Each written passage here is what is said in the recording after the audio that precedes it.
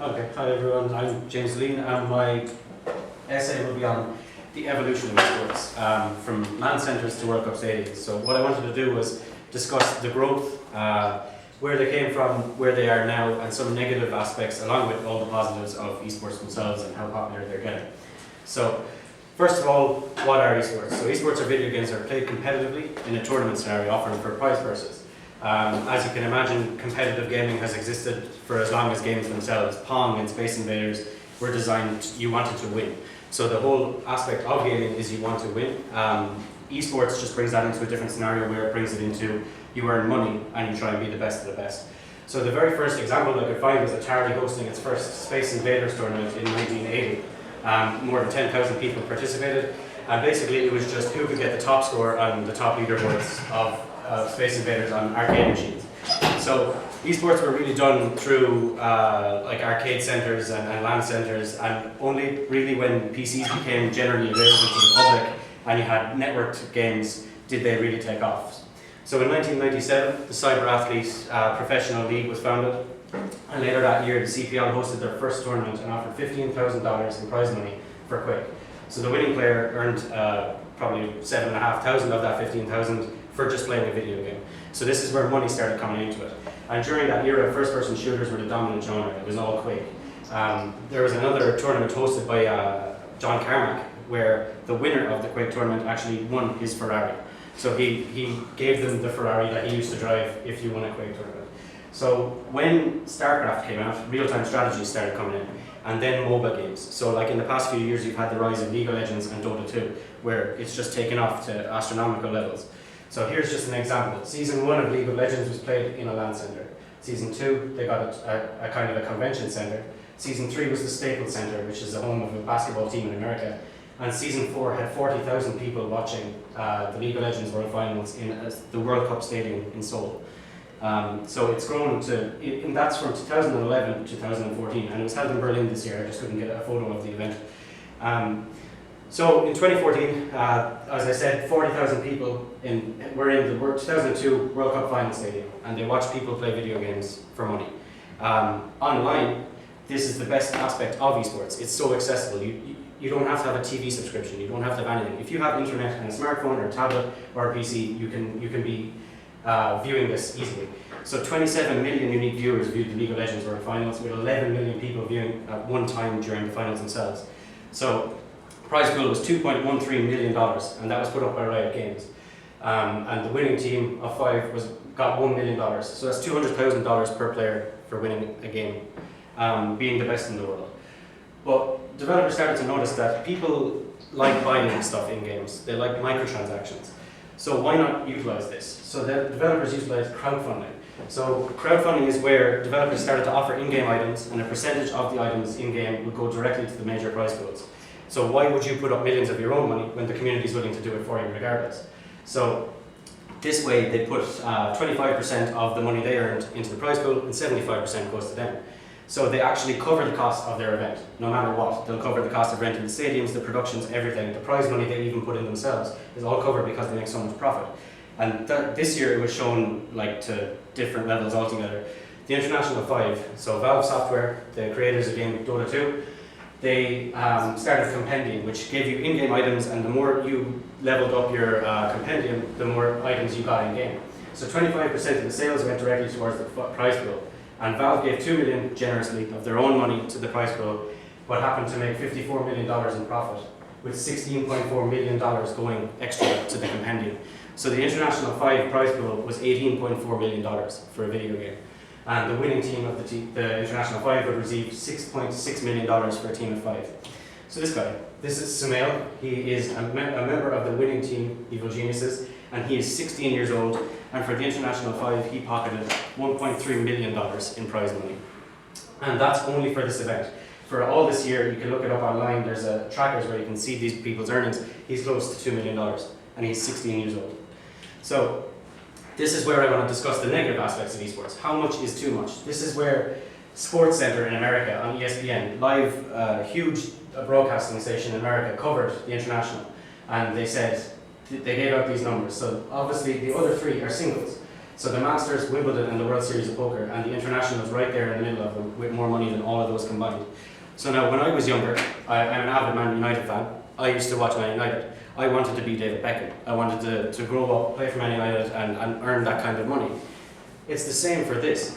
If players now these days are viewing these events, they might see them and be like, Jesus, if I can earn this much money, I might as well put all my time into this. But with football, it promotes a healthy lifestyle. People would go out, exercise, be active, all these different things. Whereas esports themselves, the kids might think, I can just sit in front of my computer for 16 hours a day and be the best.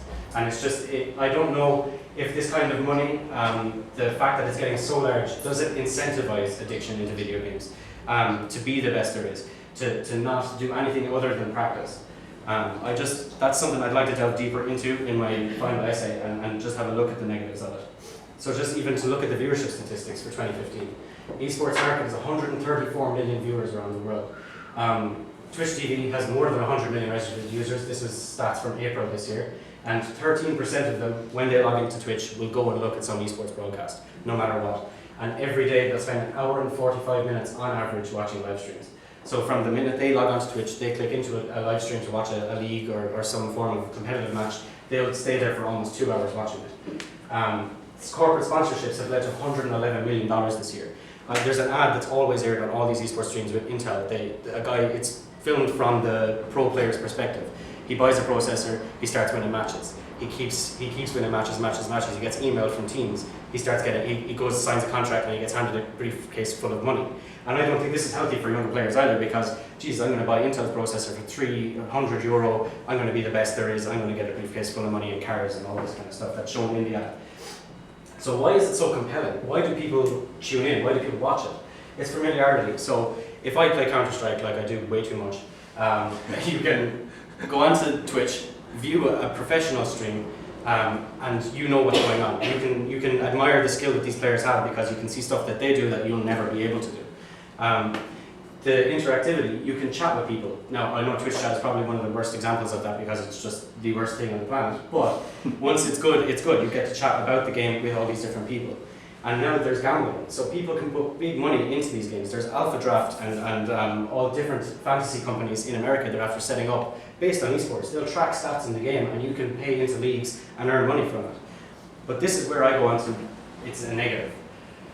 The gambling is hard to control. It's all done over the internet, so there's no way to verify a user is of legal age to gamble or if gambling in their location is legal at all.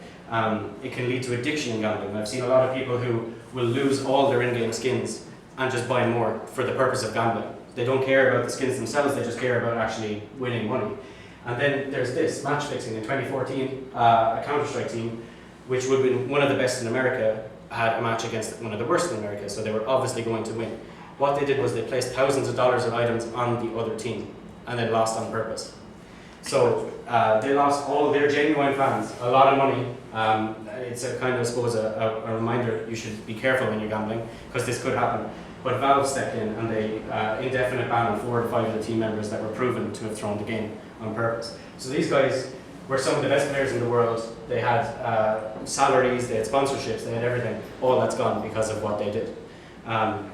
So that's esports. I'm going to look into the positives, the negatives, how far it's grown, how far it can go, and thanks for listening. So if there's any questions, I'd be happy to answer. I don't so much have a question as just a suggestion. Is when designers and game industry professionals have talked about esports, they've kind of drawn some parallels to the rise of professional poker as a sport. So it might be an idea to look into that. I'd also like to look into, is esports a sport? What? Is it a sport? Playing video games, would you classify it as a sport? Because a lot of people wouldn't. If this is aired on TV, you'll just see Twitter blows up with people, where's my football? Get this off the TV. This isn't a sport. Thanks, that was my question. Do you think they should have an age limit for professional esports like they do for poker? Like you can have 16-year-olds in the World Series of Poker no matter how good they are. I think the game's age. So if Call of Duty, they shouldn't be allowed to compete because Call of Duty is an 18s game. And the Call of Duty leagues now have players that are under 18 years old, and they're run by Activision. So Activision's putting this 18 years on their game and they're letting younger players in. Why? Why put 18 in their game at all then? They're allowing 16-year-olds to compete. But in terms of 16-year-olds being allowed to earn that much money from a professional game, like are they allowed to do that in regular sports? I don't know actually. I look into that as well. Yeah. Because you turn professional at a certain age, or once you get to a certain level, but Yeah. that kind of keeps all the young people out and earning ridiculous money. I guess It can go professional. into a fund. It can go into a fund of the How female about trust? tennis. Yeah, female Or- tennis stars are under 18 and they win big tournaments. Mm. Although it's much less than the men, so they go into funds until they're 18, so their parents can. But in sports, traditional sports, you classify yourself as I'm professional now. But in esports, I guess you're just professional if you start earning money. There's no way to say I'm a pro player. If you're in the top whatever percentage of players around the world, I guess you're a professional. You know?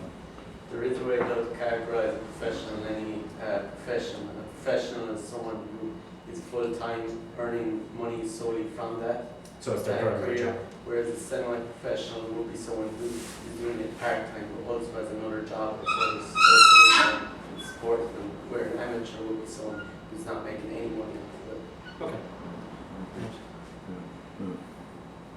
Question. Any other questions? No. Yeah, games evolve. Mm. So I take it the Valve and all those other responses, they said in, okay, here's the version of the game that would be played. Mm-hmm. So you see what I mean by the evolution of games? Another new piece, Yeah. another new piece. So that sort of stands it out. I mean, soccer doesn't evolve. Rugby changes its rules and every now and again to confuse me. Yeah. But games are going to evolve and evolve. Yeah, it's like They'll not be playing League of Legends in that version in 2-3 years' time, will they? Or will well, they? Counter-Strike, the first Counter-Strike was popular for 10 years until it started dying out. Same version. Same version, and then a newer one came out. No one really played it, and then this one came out and it blew up again for some reason. And it's just absolutely enormous now. I think the way they can do updates as well. The team that was the best at the start of Counter-Strike Go isn't the same now. There's a new best team because all these different patches and updates, and they'll do like tweaking and stuff. Teams adapt to that. So who sets the standard then? Is it this Cyber Athlete Professional League? Have they got a They're governing body? They're not even around. There's nothing. There's talks of player unions being set up now because of tournament organisers and taking advantage and stuff. Yeah. There's team unions being set up and everything, so that they'll be guaranteed. We won't go to your event unless you give this much prize money, and you pay for accommodation, you pay for flights, you pay for everything. So there's huge money in it these days. Fantastic. But it needs to be regulated. It needs to be regulated. Governing body. Brilliant, yeah. Fascinating. Very good.